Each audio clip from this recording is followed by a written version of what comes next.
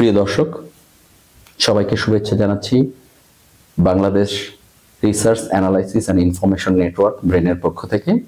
আমরা একটা নতুন ধারাবাহিক অনুষ্ঠান শুরু করতে যাচ্ছি। এই অনুষ্ঠানটির শিরোনাম লড়াই নিরন্তর। আমরা এখানে আলাপ করব, গল্প করব বিগত এই দানব সরকারের হাতে ক্রমাগত নির্যাতিত রাজনৈতিক কর্মী এবং অপর বিভিন্ন সরকার বিরোধী সংগঠনে প্রতিবাদী কণ্ঠস্বরগুলোর সাথে, প্রতিবাদী মানুষগুলোর সাথে। আমরা আজকে কথা বলবো বাগেরহাট জেলায় জামাত ইসলামী এবং ইসলামী ছাত্র শিবিরের সাথে রাজনৈতিকভাবে সম্পর্কিত একজন মানুষ। ওনার ডাকনাম আমি জানাচ্ছি, ওনার নাম রাহাত। উনি বিস্তারিত পরিচয় ওনার দিবেন। আমরা এই অনুষ্ঠানের মাধ্যমে নির্মমতার গল্পগুলো সবার কাছে নিয়ে যেতে চাই। এখানে কোনো রাজনৈতিক দলের প্রতি আমরা আলাদা কোনো রকম দুর্বলতা প্রকাশ করব না। যে কোনো নির্যাতিত রাজনৈতিক কর্মী, তিনি বিএনপির হতে পারেন, জামাতের হতে পারেন, অথবা সরকারের বিরুদ্ধে সরব প্রতিবাদী যে কোনো সংগঠনের হতে পারেন। আমরা আজকে প্রথম পর্ব শুরু করছি। আমাদের সাথে যিনি কথা বলবেন, উনি আপনাদের পরিচয় দেবার পর আমরা জাস্ট গল্পের ছলে ওনার সাথে কথা বলতে বলতে ওনার উপর গত 15 বছর ঘটে আসা নির্মমতার কথাগুলো জানার চেষ্টা করব। আমরা শুরু করছি ভাই, আমরা শুরু করি। খুবই ইনফর্মাল আলোচনা। আমরা জানতে চাচ্ছি আপনার কাছে, প্রথমে যদি আপনি আপনার পরিচয়টা দেন তাহলে ভালো হয়। আসসালামু আলাইকুম। আমার পরিচয়, আমার নাম শেখ মঞ্জুরুল হক রাহাত। আমার পিতার নাম শেখ মুক্তার আলী। আমার বাড়ি বাগেরহাট জেলার বাগেরহাট সদর উপজেলায় 1 নং কাড়াপাড়া ইউনিয়নের দেওয়ানবাটি গ্রামে। আমি পেশায় একজন ব্যবসায়ী। আমার পিতা অবসরপ্রাপ্ত সেনা সদস্য ছিলেন। আমি পড়াশোনা করেছি বাগেরহাটেই সরকারি পিসি কলেজ থেকে অনার্স মাস্টার্স করেছি। পড়াশোনার সময় ইসলামী ছাত্র শিবির সংগঠনের সঙ্গে জড়িত হয়েছি। ইসলামী ছাত্র শিবিরের কার্যক্রম ভালো লেগেছে।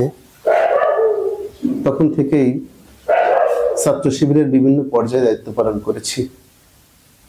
আচ্ছা, এবার আমরা আপনার কাছ থেকে একটু একটু করে জানার চেষ্টা করব পুরো ঘটনাটা। আমরা গল্প করতে করতে জানার চেষ্টা করব। আপনি কত সাল থেকে শিবিরের সাথে যুক্ত হন? আমি 2002 সাল থেকে পরিপূর্ণভাবে শিবিরের সঙ্গে জড়িত হয়েছি। 2002 সাল থেকে। তখন আপনার বয়স কত ছিল? তখন বয়স ছিল, যেহেতু 84 এ জন্ম, আচ্ছা, তো 16 আর 10 26 25। আচ্ছা, 25 তরুণ বয়স থেকে। 25-26 হবে না, না 84 হলে আপনার 2002 তো না, 18 বছর বয়স। 18 বছর, একদম তরুণ বয়স থেকে। তখন থেকে ছাত্র শিবির শুরু করি। তখন বাংলাদেশের ক্ষমতায়, আমি ভুল না করলে, বিএনপি ছিল 2006 পর্যন্ত। তারপরে 7-8 ছিল তৎকালীন মঈনুদ্দিন ফখরুদ্দিনের সরকার। জি। এরপরে আওয়ামী লীগ ক্ষমতায় আসলো 2008-এর ইলেকশনের মাধ্যমে। 9 থেকে শুরু হয় ফর্মালি। আপনার 9-এ তখনও কি আপনি শিবিরে ছিলেন না? আপনি তখন? হ্যাঁ, 9-এ আমি শিবিরে ছিলাম। 9-এর মাঝামাঝি আমি শিবির থেকে বিদায় নিয়েছি। আমার পড়াশোনা শেষ হয়েছে। ওকে। তারপর থেকে জামাত ইসলামের সঙ্গে, জামাত ইসলামের সাথে ধরে নিচ্ছি 9-এর শেষ বা 10 থেকে শুরু করলেন। জি। আচ্ছা, আপনি তখন কি পোস্টে ছিলেন বা আপনার কি দায়িত্ব ছিল? সর্বশেষ দায়িত্ব ছিল আমি বাগেরহাট জেলা। না, আমি প্রথমটা বলতে চাচ্ছি, আপনি যখন জয়েন করলেন। যখন জয়েন করেছি জামাতে, ছাত্র শিবিরে, জামাতে যখন জয়েন করেছি, তখন সাধারণ একজন জামাতের কর্মী হিসেবে জয়েন করেন। এবং আমার দায়িত্ব শুরুতে আসে বাগেরহাট পৌরসভার মধ্যে 3 নম্বর ওয়ার্ডের সহসভাপতি হিসেবে দায়িত্ব পালন শুরু করি। আচ্ছা, সাংগঠনিক সংগঠিত করা সংগঠনের কাজগুলো দিয়ে শুরু করলেন? জি, একেবারে শুরু থেকেই। এই আওয়ামী লীগ সরকার ভয়াবহ হয়ে ওঠে মূলত 11 সাল থেকে, আমি যদি ভুল না করি। তখন আপনার পোস্ট কি ছিল? 11 সালে যখন আওয়ামী লীগের বৈশিষ্ট্যগুলো সামনে চলে আসে, ওই সময়ে আমি সদর উপজেলা জামাতের শুরা সদস্য এবং কর্মপরিষদ সদস্য হই, সদর উপজেলা জামাতের সঙ্গে কাজ করি। এবং ওই 11 সালেই সাংগঠনিক ভাবে সংগঠনের পক্ষ থেকে আমি আমার ইউনিয়নের চেয়ারম্যান পদপ্রার্থী হিসেবে ইলেকশন করি। ইউনিয়নের কাড়াপাড়া 1 নং কাড়াপাড়া ইউনিয়নের চেয়ারম্যান প্রার্থী হিসেবে ইলেকশন করি ওকে 2011 সালে। 11 সালে। তারপর থেকে 11 সালে 12 সাল চলে আসছে। ইলেকশন শেষে আমাকে নতুন করে দায়িত্ব দেওয়া হয় জামাত ইসলামীর যে শ্রমিক সংগঠন আছে, বাংলাদেশ শ্রমিক কল্যাণ ফেডারেশন, আচ্ছা, সেটার বাগেরহাট জেলার সেক্রেটারি হিসেবে দায়িত্ব দেয়। ওকে। তখন থেকে সেক্রেটারি হিসেবে দায়িত্ব পালন করি প্রায় 9-10 বছর। আচ্ছা, আমি জানতে চাচ্ছি 11 সালের পরে আপনার সাথে সংঘাতটা শুরু হয় কখন? কখন থেকে আপনি সেই অপারেশন বা অত্যাচারগুলোর মুখোমুখি হলেন? কত সাল থেকে, এবং প্রথম ঘটনাটা কি ছিল? প্রথম ঘটনাটা বলতে গেলে, যখন 11 সালে আমি ইলেকশনের কাজ শুরু করি, ইলেকশনের কাজ শুরু করতে গিয়েই মূলত বাধার সম্মুখীন হই। কারণ তখন ইউনিয়নের দলীয় কোনো প্রতীক ছিল না। আচ্ছা, অর্থাৎ দলের যে প্রতীক থাকে, তখনকার স্থানীয় সরকারের প্রতীক ছিল না। স্থানীয় সরকারের প্রতীক ছিল না। আমরাও স্বাভাবিকভাবে নির্বাচন শুরু করি, কাজবাজ শুরু করি, এবং আমাদের কাজের উপরে আমাদের অবস্থাটা একটু মজবুত হতে থাকে। এটা আসলে অন্য দল, বিশেষ করে আওয়ামী লীগ, সহ্য করতে পারেনি। তখন থেকে বিভিন্ন প্রকার মামলা, মিথ্যা মামলা দেওয়া শুরু করে, এবং পুলিশ দিয়ে হয়রানি করা, পুলিশ দিয়ে গ্রেপ্তার করানো, এই কাজগুলো তখন থেকে শুরু হয়। 11 সাল থেকে। 11 সাল থেকে প্রথম অ্যারেস্ট বা জেলে যান কত সালে? প্রথম একবার অ্যারেস্ট হয়েছিলাম আমি তত্ত্বাবধায়কের সময়, মানে সেটা হচ্ছে 8? সেটা হচ্ছে 2008। ওকে।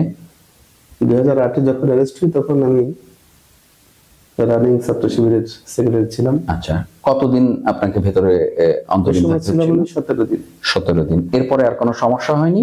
এরপর থেকে স্বাভাবিকভাবেই আমি চাকরি করছিলাম। আপনি চাকরি করছিলেন বাগেরহাটে? খুলনাতে।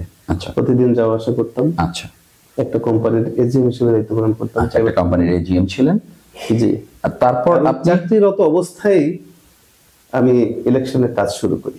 চাকরিরত অবস্থায় শুরু করেন। আচ্ছা, জি।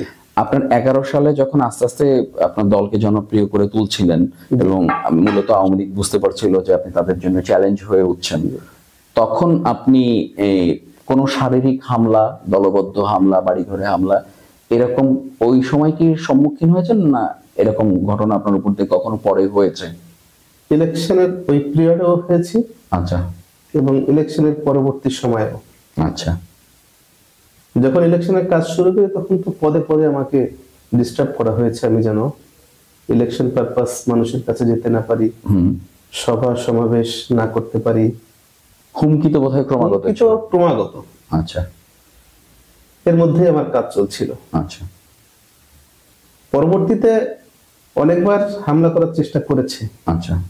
আল্লাহ তাআলা হেফাজত করেছে, তাই বড় ধরনের কোনো ক্ষতির মধ্যে পড়িনি। আচ্ছা। কিন্তু আমার সঙ্গে যারাই ইলেকশনের কাজ করতে আসতো, তাদের বাড়িতে গিয়ে হুমকি দেওয়া, তাদেরকে মারধর করা, এটা প্রতিনিয়ত ঘটনাই ছিল। এর মধ্যে থেকেই আমার ইলেকশন করতে হয়েছে। তখন আপনার নামে কি মামলা করা হয়েছিল? হ্যাঁ, তখন আমার নামে মামলা ছিল। কতগুলো? 11 সালে যখন ইলেকশন করি, তখন আমার নামে প্রায় 5টা-6টা মামলা চলছে। আচ্ছা। এই মামলা মাথায় নিয়ে নির্বাচন করছিলাম। আচ্ছা, এগুলো কি ধরনের মামলা ছিল? সব সরকারি ভাবেই পুলিশ বাদী হয়ে নাশকতার মামলা দিয়েছে। আচ্ছা। ভাঙচুর মামলা দিয়েছে। আচ্ছা। গাড়িতে আগুন দেওয়া মামলা দিয়েছে। যে মামলাগুলো রাজনৈতিক মামলা, হয়রানির জন্য রাজনৈতিক, এভাবে মামলাগুলো দিয়েছে। এরপর আপনার 11 সালের এই জিনিসটা আপনি ফেস করা শুরু করলেন। পরবর্তী নির্বাচন হয় 14 সালে। 14 নির্বাচনের সময় কি রকম সিচুয়েশন দেখছিলেন, যেটা আপনার ছিল? এখানে একটা অন্যরকম ঘটনা ঘটেছে। সেটা হচ্ছে 11 সালে আমি নির্বাচনের পরে যখন অবস্থানটা পাকাপোক্ত হয়ে যায়, আওয়ামী লীগ বলা চলে জোর করেই, 14 সালে এটা। আমি 11 সালের কথা বলছি, আচ্ছা, হ্যাঁ জোর করেই তারা চেয়ার দখল করে নিল হ্যাঁ। পরিষদের, আপনি স্থানীয় সরকারের নির্বাচন সরকারে। তারপর থেকেই স্বাভাবিকভাবে আমি আমার মুভমেন্টটা স্লো করিনি, জনগণের কাছেই সবসময় যাচ্ছিলাম এবং সেই থেকে সবসময় বাধা আসছে। বাধার মধ্যে থেকে আমি আমার চলা অব্যাহত রেখেছি। যখন আসলে কোনোভাবেই আমার চলা, মানুষের কাছে যাওয়া, সামাজিক কাজে অংশগ্রহণ এটা থামাতে পারছে না, তখন এই মামলা হামলার পরেও 2013 সালে ডিসেম্বর মাসের 15 তারিখ বড় একটা হামলা হলো আমার বাড়িতে। আচ্ছা, এটা আজকে একেবারেই অনাকাঙ্ক্ষিত, কারণ আমার নামে মামলা তখন অলরেডি 8-10টা মামলা, 8-10টা মামলা। মামলা জামিন নিয়ে কিছু মামলায় ফেরারি হয়ে পলাতক অবস্থায় ছিলাম, গোপনে চলাফেরা করতে হচ্ছে। তো গোপনে থেকেই সাংগঠনিক কাজ করছিলাম। 15 ডিসেম্বর মাগরিবের পরে হঠাৎ করে সংবাদ পেলাম আমার বাড়িতে পুলিশের এবং ওই সময়ের সরকারের যারা কর্মী ছিল, আওয়ামী লীগ, যুবলীগ, ছাত্রলীগ, তারা একত্রিত হয়ে আমার বাড়িতে হামলা করেছে। কিন্তু আমি ওই সময় বাড়িতে ছিলাম না। খুব বড় আকারে হামলা করেছে এবং আমার বাড়িতে ওই সময়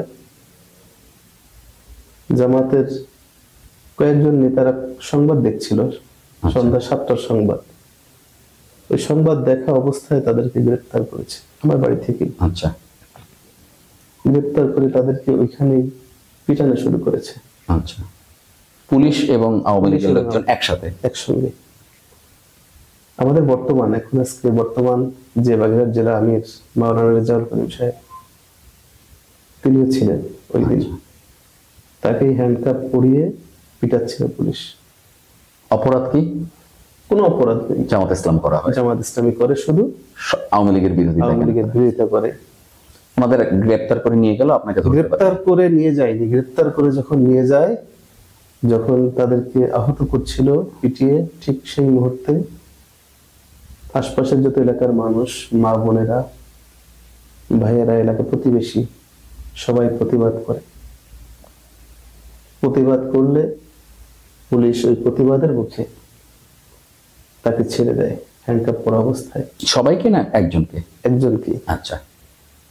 এবং প্রতিবাদ যখন এলাকাবাসী করতে আসছে, তখন সবাইকে ছেড়ে পুলিশ এবং সাধারণ পাবলিক যারা আসছে তারা পালানো শুরু করেছে। আচ্ছা, এলাকার প্রতিরোধের মুখে। বাড়িতে কি ভাঙচুর করেছিল?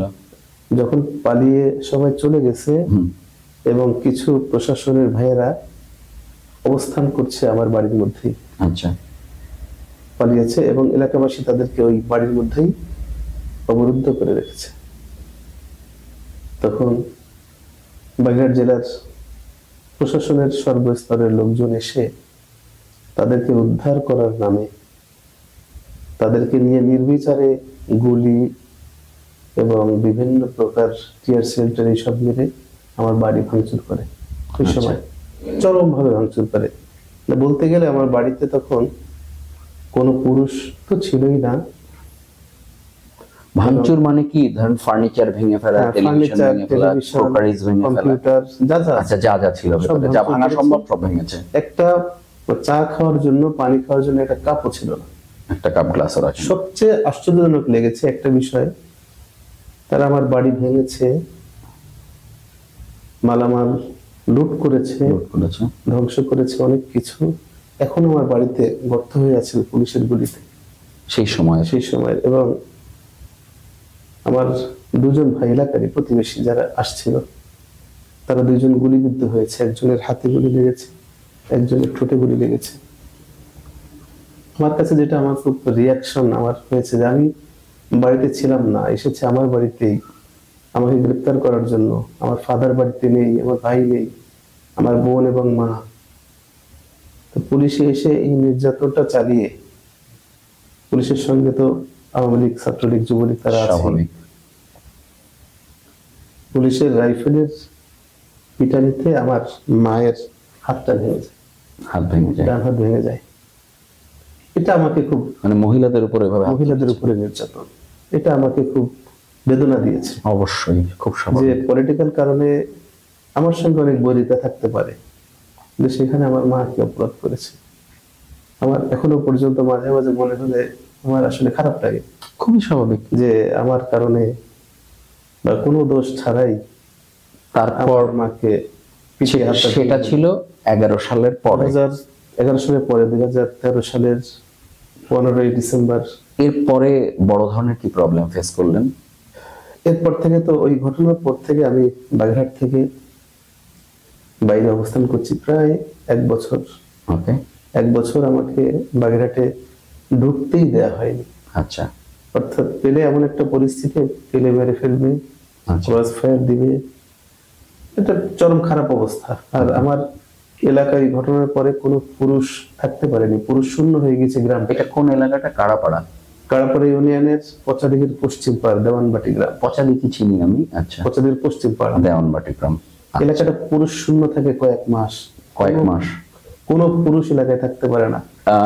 তাদের কি রাজনৈতিক জামাতের কর্মী বেশি ছিল? এই জন্য সাধারণ মানুষ ছিল, বা বিএনপি যারা করতো, সরকার বিরোধী সবাই এই আতঙ্কে, সব আতঙ্কে বাইরে থাকতো, এলাকায় থাকতো। আপনি তাহলে অনেকদিন ধরে থাকলেন? সময় বাইরে থাকলাম আমি, পালিয়ে পালিয়ে থাকতে হলো 1 বছর 1.5 বছরের কাছাকাছি। তখন আসলে বাইরে থাকাটা তো কষ্টের, অবশ্যই কষ্টের। পরিবার বাগেরহাটে, আর চাকরিও করতে পারছি না, ব্যবসা করা কঠিন। তখন একটা সময় সিদ্ধান্ত নিলাম যে মামলাগুলো আছে, মামলাগুলো কোর্ট ফেস করে শেষ করতে হবে। কিন্তু বাগেরহাটে ঢোকার পরিবেশ দিচ্ছে না আমাকে। যে কোনো ভাবেই পুলিশ অ্যারেস্ট করবে, শুনতে পাচ্ছি পুলিশ নির্যাতন করবে, এরকম আওয়াজ পাচ্ছি। আচ্ছা। যে কারণে অতি গোপনে 2014 সালের মাঝামাঝি সময় এসে, জুন জুলাইতে এসে একদিন কোর্টে সারেন্ডার করলাম। আচ্ছা। এই সংবাদটা প্রশাসনের কাছে যাওয়ার সাথে সাথেই তারা সমস্ত কোর্ট ঘেরাও করে যেন সারেন্ডার করতে না পারি, তারা কোর্ট থেকে গ্রেফতার করে নিয়ে যাওয়ার চেষ্টা করলো। তো কোর্ট থেকে গ্রেফতার করা হয়নি। ওই সময় যে বিচারপতিরা ছিল তাদের সামনে থাকার কারণে তাদের সামনে থেকে গ্রেফতার করতে পারেনি। তো 14 সালের মাঝামাঝি সময় কারাগারে ঢুকে গেলাম। আচ্ছা। ইলেকশনের আগে? ইলেকশনের আগে, ইলেকশনের আগে না, এটা ইলেকশনের পরে। ইলেকশন হয়েছে 14 সালের কত তারিখে জানো? মার্চে বোধহয়। আচ্ছা, এনিওয়ে, ইলেকশনের পরে আপনি সারেন্ডার করতে এসে চেষ্টা করেছিল, অ্যারেস্ট করতে পারেননি, কিন্তু এরপর কারাগারে চলে। এরপরে বিভিন্ন মামলায় অনেক সময় রিমান্ডে নিয়েছে। আর আমি ওই যে কারাগারে ঢুকেছি, কারাগারে যখনই প্রবেশ করলাম সাথে সাথে কারাগারের মধ্যে সেলে নিয়ে রেখেছে। আচ্ছা। সাধারণ বন্দীদের সঙ্গে না রেখে আলাদা একটা রুমে রাজনৈতিক বন্দী হিসেবে, তাদের কাছে কি মনে হয়েছে জানি না, সাধারণ সেলে, সাধারণ সেল, মানে যারা সাধারণ বন্দীদের সঙ্গে রাখে, মানে সাধারণ অপরাধীদের সাথে, মানে যারা সাধারণত চুরি ছিনতাই, না তাদের সাথে না, তাদের সাথে না, আলাদা ভাবে রেখেছে। অর্থাৎ আচ্ছা, ফাঁসির আসামিরা যে সেল, একদম একা সেল, একদম একা, একদম একা। আচ্ছা, কন্ডেম সেল টাইপের, একদম কন্ডেম সেল টাইপের। আচ্ছা, একদম একা। ওকে। ওইখানে রেখেছে। কতদিন ছিলেন? 1.5 বছর। একটানা? একটানা। কোনো জামিন দেয়নি? জামিন হয়েছে মাঝখানে 3 বার জামিন হয়েছে। হ্যাঁ। এবং 3 বারই আমাকে জেল গেট থেকে অ্যারেস্ট করে আবার সাথে সাথে কারাগারে ঢুকিয়েছে। 3 বার জামিন হয়েছে? জামিন হয়েছে 3 বার। 3 বারই আমাকে অন্য মামলায় অন্য মামলায় অ্যারেস্ট দেখিয়ে চালান দিয়েছে। মানে আমি কারাগার থেকে 1.5 বছরের আগে বের হয়ে বাড়িতে আসতে পারি। আপনি কি এটা বাগেরহাট কারাগারে ছিলেন? বাগেরহাট কারাগারে। আচ্ছা, 1.5 বছর পর আপনি প্রথম বের হতে 1.5 বছর পর প্রথম বের হলাম। আচ্ছা। এবং তখন কি আপনি বিবাহিত? জি, তখন আপনি বিবাহিত। কোনো বাচ্চা ছিল আপনার? না, বাচ্চা ছিল না। আচ্ছা, আপনার সংসার তখন চালানো তো খুব টাফ ছিল।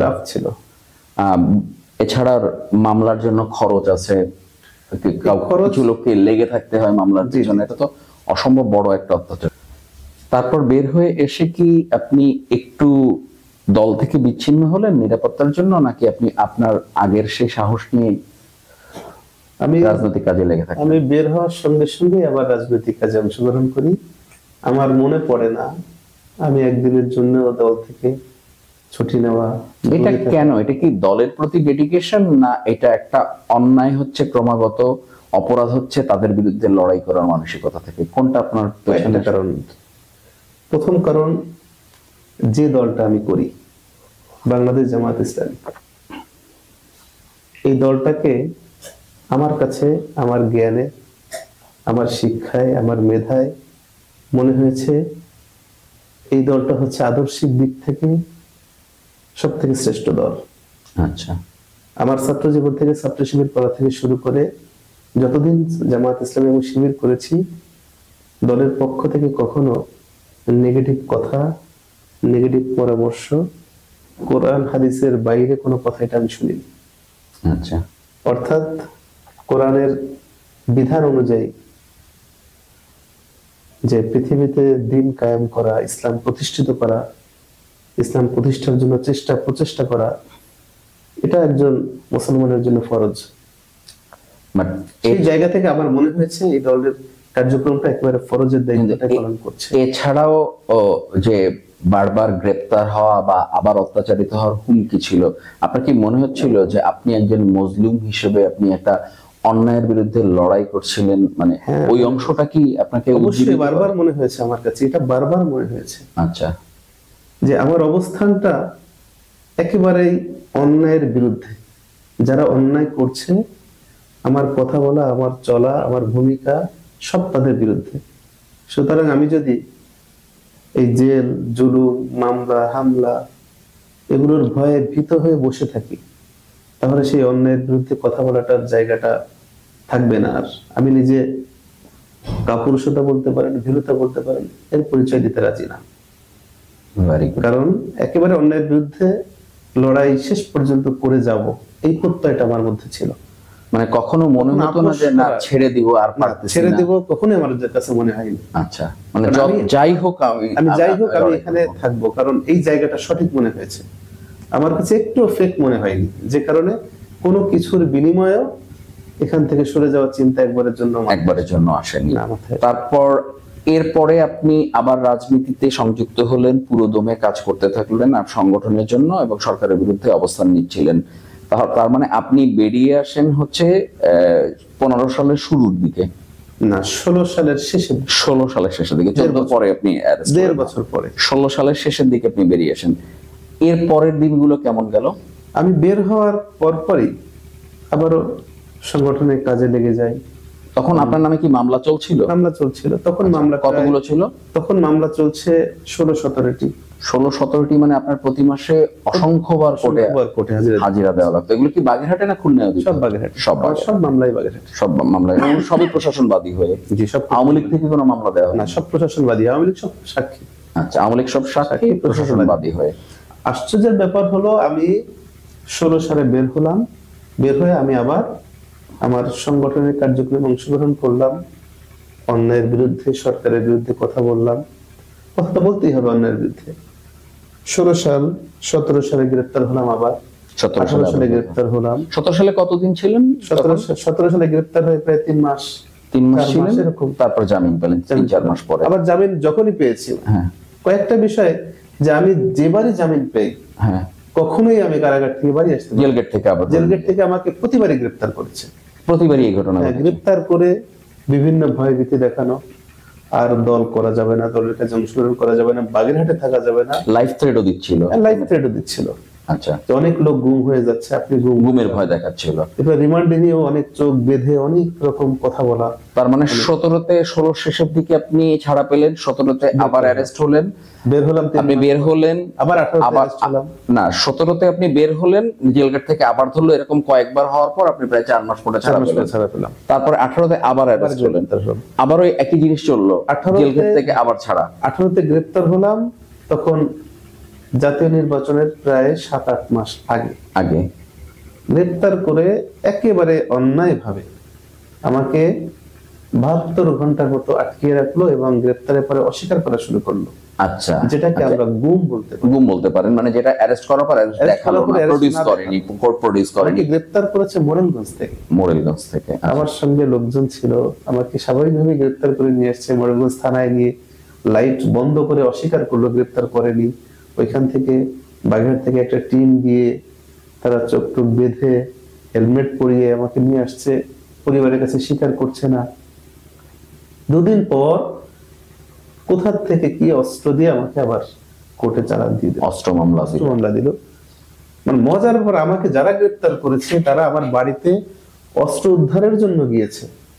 বাড়িতে গিয়ে জিজ্ঞাসা করছে যে রাহাত কোথায়, তাকে ধরতে আসছি, গ্রেপ্তার করতে আসছি, কোথায় আছে, অথচ আমি তখন পুলিশ হেফাজতেই আছি। মানে তারা পুরোটাই একটা পুরোটাই নাটক। সো অস্ত্র দিয়ে আপনাকে আবার অস্ত্র মামলায় দেখানো হলো 18 সালে, তখন ইলেকশনের 7 মাস আগে। ওই ইলেকশনে আমি যদি ভুল না করি জামাত এবং বিএনপি দুজনে পার্টিসিপেট করেছিল, কিন্তু ইলেকশনটা মিডনাইটে হয়ে গেল। জি জি জি, মধ্যরাতে ইলেকশন হয়ে গেল। ওই ইলেকশনের সময় আপনি তখন আর অ্যারেস্ট ছিলেন না, বাইরে ছিলেন? না, ইলেকশন আমি কারাগারে, আমি ইলেকশনের সময় কারাগারে। আচ্ছা, আপনি 7 মাস আগে বললেন না ইলেকশনের 7 তখন কারাগারে, তখন আমি প্রায় 9-10 মাস পরে বের হয়েছি। আচ্ছা, আবার কারাগারে গেলাম। আমি কারাগারে, আমি ইলেকশনের 7-8 মাস আগে অ্যারেস্ট হয়েছি, 7-8 মাস পরে ইলেকশন, তখন আমি কারাগারে। আচ্ছা, জামিন পাচ্ছি না, জামিন পাচ্ছেন না, কারাগারে থাকলাম। কারাগারে থেকেই জাতীয় নির্বাচন হলো। আচ্ছা, আমাকে জাতীয়, আমি জানি যে বের হলে আবার গ্রেপ্তার করবে। হ্যাঁ, জাতীয় নির্বাচনের পরে জামিন হলো, বের হলাম, আবার গ্রেপ্তার করলো। আমি তখন কথা বলেছিলাম ওই সময়ের এসপি মহোদয় যারা ছিল বা যারা দায়িত্বপ্রাপ্ত প্রশাসনের কর্মকর্তারা, আমাকে যখন গ্রেপ্তার করে নিয়ে গেছে, জাতীয় নির্বাচন তো শেষ, এখন তো সমস্যা নেই, এখন তো আমাকে ছেড়ে দেওয়া যায়। তারা বললো না, কয়েকদিন পরে উপজেলা নির্বাচন, উপজেলা নির্বাচনেও বের হওয়া যাবে না, আপনার কোনো ইনভলভমেন্ট থাকতে পারে না। ইতিমধ্যেই আমার দল ঘোষণা করেছিল যে আমি জামায়াতের পক্ষ থেকে বাগেরহাট সদর উপজেলার চেয়ারম্যান ক্যান্ডিডেট। আচ্ছা, সদর উপজেলার চেয়ারম্যান, এটা তারাও জেনেছে। আচ্ছা, তাৎক্ষণিকভাবে আমাকে আবারও মামলা দিয়ে চালান দিয়েছে। আচ্ছা, উপজেলা নির্বাচন শেষ হলো, শেষ হওয়ার পরে আমি আবার জামিন পেলাম, আবার আমাকে গ্রেপ্তার করেছে। তখন আমি বলেছি, পুরো রেকর্ড মনে রাখাটাই আসলে ডিফিকাল্ট। মোট কতবার গ্রেপ্তার হয়েছেন আপনি, কাউন্ট করেছেন? 10-12 বার হবে। 10-12 বার, এবং 10-12 বারকে এক করলে টোটাল আপনি 6 বছরের কাছাকাছি, 6 বছরের কাছে, 6 বছরের কাছাকাছি সময়। তার মানে আপনি অ্যাক্টিভ হন বলা যায় 2011 সাল থেকে। এই গভর্নমেন্ট 9 আসার পর প্রথম 2 বছর তো পলিটিক্যাল অপোনেন্টদের উপর ওভাবে কোনো অত্যাচারে যায়নি। 11 সাল থেকে তারা যখন তত্ত্বাবধায়ক সরকারটা তুলে দিতে চাচ্ছিল জোর করে, তখন আন্দোলন, কোর্টের ঘাড়ে বন্দুক রেখে যখনই আন্দোলন শুরু হলো, সরকার যখনই চ্যালেঞ্জের মুখোমুখি পড়লো, তখন থেকে আপনি ক্রমাগত ধরছে, 16টা 17টা 18টা মামলা দিচ্ছে, মিথ্যে মামলায় অ্যারেস্ট থাকছেন, অস্ত্র মামলা দিচ্ছে, গ্রেপ্তার করে এনে স্বীকার করছে না, গ্রেপ্তার করছে, কখনো 1.5 বছর, কখনো 7 মাস, কখনো 6 মাস, কখনো 8 মাস, বের হওয়ার সাথে সাথে কারাগারের গেট থেকে অন্য মামলায় গ্রেপ্তার। এভাবে করে 11 সাল থেকে 2024 সাল পর্যন্ত 15 বছরে প্রায় 6 বছর আপনি গ্রেপ্তার ছিলেন। মানে আমরা ধরে নিচ্ছি যে প্রায় অর্ধেক সময়ের কাছাকাছি, অর্ধেক সময়ের চেয়ে একটু সময় কম সময় আপনি কারাগারে ছিলেন, এবং টোটাল গ্রেপ্তার 10 থেকে 12 বার হয়েছিলেন। আচ্ছা, ওরা গ্রেপ্তারের পরে কি যখন প্রথমে থানা কাস্টডিতে নিয়ে যেত তখন ফিজিক্যাল টর্চার করতো? আমাকে আসলে ফিজিক্যাল টর্চার সেভাবে করেনি, আমাকে মেন্টালি টর্চার করেছে। কিরকম মেন্টালি টর্চার করেছে? তারা বিভিন্ন ভয়ভীতি দেখিয়েছে। আচ্ছা, চোখ বেঁধে রেখে হত্যার হুমকি দিয়েছে। অনেক সময় বলেছে তাড়াতাড়ি উজু করিয়ে নাও, তাকে এখন ক্রস ফায়ার দেওয়া হবে। আচ্ছা, একটা বিভীষিকাময় পরিস্থিতি তৈরি করেছে। ফিজিক্যালি টর্চার করেনি, বাট আমাকে মেন্টালি টর্চার এমন ভাবে করেছে যাতে করে আমি আসলে একটু নার্ভাস হয়ে যাই, খুব অথবা দল ত্যাগ করে দিই, অথবা আমি রাজনীতি থেকে সরে যাই, সরকারকে চ্যালেঞ্জ না করে। টার্গেটটাই ছিল আমাকে একেবারে দল থেকে আউট করে দিবে, দল আমি ঘোষণা দিয়ে। আপনাদের এই বাগেরহাট জেলায় এরকম অত্যাচার আরো কত, আপনি যেহেতু জামাতের রাজনীতির সাথে সম্পৃক্ত, আরো কত কর্মী বা নেতার সাথে করা হয়েছে? আমি এই যে 6 বছরের মধ্যে আমাদের তো আসলে অসংখ্য নেতা কর্মী পেয়েছি। আমাকে ফিজিক্যাল টর্চার না করলেও আমি দেখেছি কারাগারে আমাদের নেতা কর্মীরা গিয়েছে আহত হয়ে হয়ে। আচ্ছা, অনেক টর্চার করেছে প্রশাসনের পক্ষ থেকে। আমরা কিছু কিছু জেলার খবর পাই যেখানে জামাতের, বিশেষ করে আমরা ছাত্রদল বা বিএনপিকে অন্যভাবে করা হয়েছে, শিবিরের কর্মীদের বলা হয় যে পুলিশ ধরে নিয়ে একদম গান পয়েন্টে নিয়ে পায়ে গুলি করে তারপর সেই পা জেলা সার্জনকে দিয়ে কেটে ফেলেছে, অসংখ্য ঘটনা আছে। জি। সাতক্ষীরার কথা আমরা এটা শুনেছি। জি। সো বাগেরহাটেও যতটা সম্ভব অত্যাচার করা তারা চেষ্টা করে গেছে, ক্রমাগত ভয় দিয়ে চাচ্ছিল যে দলটাকে ডিসমেন্টাল করে দিতে, তারা যেন সরকারকে চ্যালেঞ্জ না করতে পারে। জি।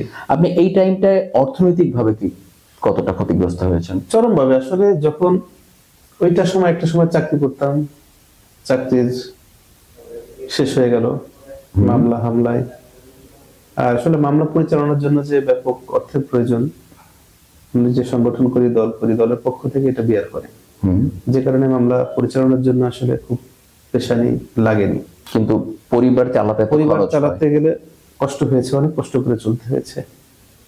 আর মামলার খরচ দল থেকে সাপোর্ট দিলেও আসলে খরচ তো যেটা দেখা যায় কাগজপত্রের বাইরে অনেক রকম হিডেন খরচ থাকে। আপনার সেটা পারিবারিক ভাবে যাওয়া আসার ব্যাপার আছে, যিনি গেলেন ওনার ওখানে খাওয়া দাওয়ার ব্যাপার, নানা রকম। এটা আসলে এক করে বলা সম্ভব না।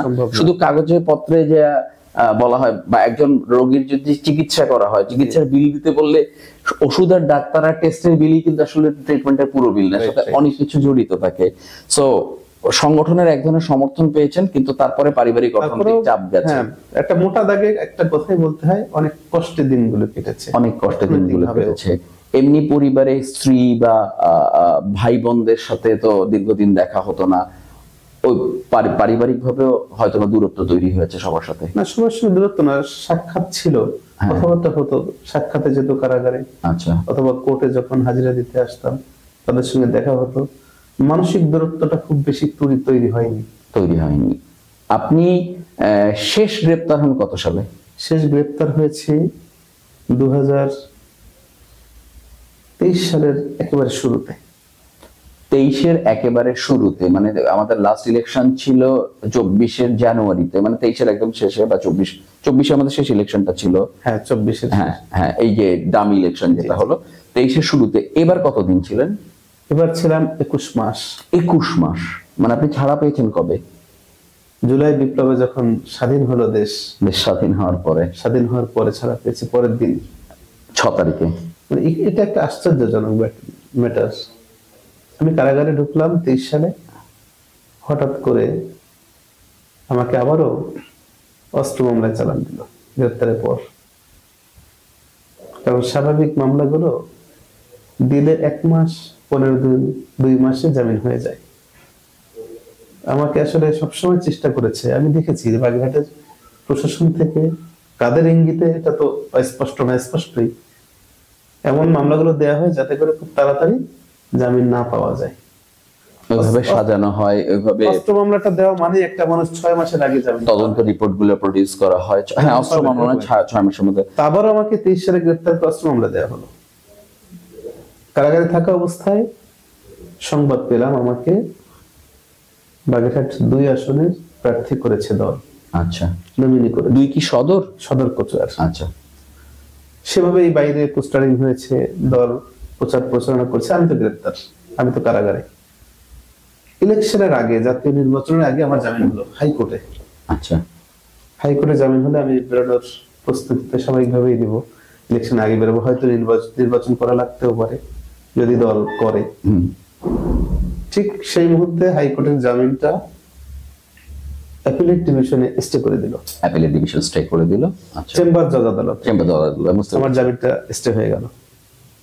জামিন স্টে হওয়ার পরে এই স্টে ভ্যাকেট করতে আমার আইনগতভাবে লেগে গিয়েছে প্রায় বছরের কাছে।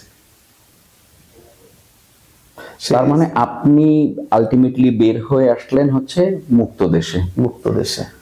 আপনার ব্যক্তিগত অনুভূতি কি? আসলে আপনার উপর গত 13-14 বছর ধরে যেই বিভীষিকাময় পরিস্থিতির মধ্যে দিয়ে আপনাকে যেতে হয়েছে, প্রায় 6 বছর জেল খাটা, ব্যবসা, চাকরি, অর্থনৈতিক বিপর্যয়ের মধ্যে পড়া, আপনার পরিবারের সাথে দূরত্ব তৈরি হওয়া, আপনার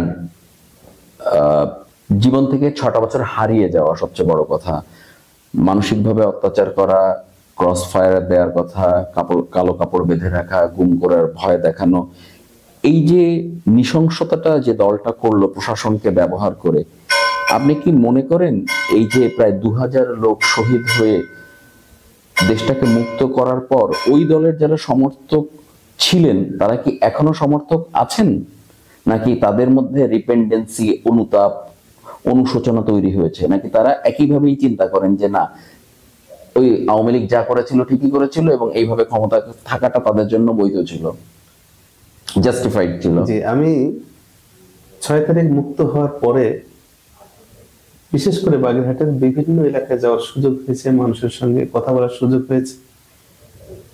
তবে খুবই নগণ্য একটি সংখ্যা, খুব কম সংখ্যা যারা আওয়ামী লীগের সমর্থন করত, নেতা পর্যায়ের কাউকে আমি কখনো অনুশোচনা করতে দেখিনি। যারা আওয়ামী লীগের দায়িত্বে ছিল এটা কেউ অনুশোচনা করেন। এটা একটা গবেষণা করার মতো ব্যাপার। হ্যাঁ, মানে এই খুন খারাপি করে যদি শেখ হাসিনা টিকে যেত, তারা সেই শেখ হাসিনাকে সমর্থন করত। অবশ্যই অবশ্যই। এবং এই শেখ হাসিনা যদি কোনোভাবে আবার সম্ভব না, তারপরে বলছি আবার ফিরে আসে, তারা তাকে ওয়েলকাম করবে। রাইট। এই দলটাকে তো আমাদের, মানে এই দলের মানুষগুলো তো আমাদের এই সোসাইটির মেম্বার, তাদের সাথে তো আমাদের ডিল করতে হবে। তাদের দোকান থেকে আমি বাজার করব, তার কাছে প্রোডাক্ট বিক্রি করব, আমার বোনের বিয়ে হবে সেরকম একটা পরিবারে, আমরা এদের ডিল করব কিভাবে? আপনি কি মনে করেন? আমাদের তো যৌথ অবস্থান করতে হবে, তোমরা বঙ্গোপসাগরে ফেলে দিতে পারবো না। আশ্চর্য লাগে এই বিষয়টা। এত বড় একটা অন্যায় ম্যাসাকার ঘটনা ঘটালো, মানুষকে হত্যা করলো, নির্যাতন করলো, তারপরেও নেতাদের বা কর্মীদের কোনো অনুশোচনা অনুভূতি নেই, বরং তাদের জায়গায় তারা এখন স্ট্যান্ড বাই রয়েছে। সামান্য কিছু মানুষ বলছে না, ঠিক করেনি, আওয়ামী লীগ ভুল করেছে, তার খেসারত দিচ্ছে। এটা সংখ্যায় ধরার মতো না। তার মানে অন্যায়কে সমর্থন করে রয়েছে, মানে সর্বোচ্চ মনে করে ভুল করেছে, তার খেসারত দিচ্ছে, কিন্তু অন্যায় করেনি।